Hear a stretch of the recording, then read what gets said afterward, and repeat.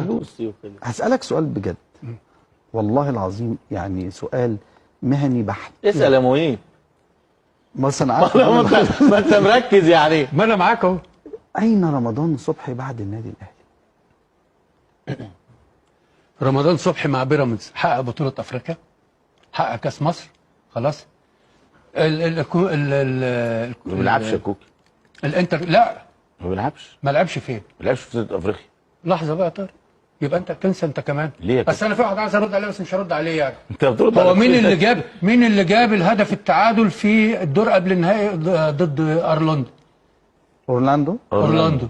مين اللي جاب التعادل؟ ايوه ماشي، ما هو من ساعتها يا عم بالراحة بس. اتفضل. مين اللي لعب نهائي افريقيا؟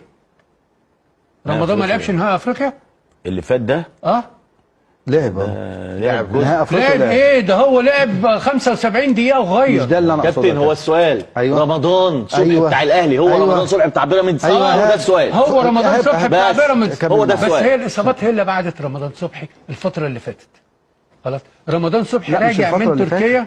دي بقى لها فترة كبيرة. فترة ايه؟ ما هو يعني بص برضه نهائي افريقيا كان امتى؟ رمضان صبحي مع النادي الاهلي هو رمضان صبحي نهائي افريقيا كان امتى؟ يعني عايز اسال سؤال، هو رمضان صبحي موهبه رمضان صبحي بالزبط. لما خرج من النادي الاهلي قلت ما هو رمضان صبحي هو لاعب موهوب، لاعب كبير جدا. اختلف على ده. اكمل بس. هو لاعب موهوب ولاعب كبير جدا ولاعب مهم في فرقه بيراميدز او في النادي الاهلي، ولاعب احترف بره، يعني هو لاعب كبير. مش معنى انه ساب النادي الاهلي ان مفيش رمضان صبحي، لا رمضان صبحي لاعب كبير وسيظل لاعب كبير. نهائي افريقيا كان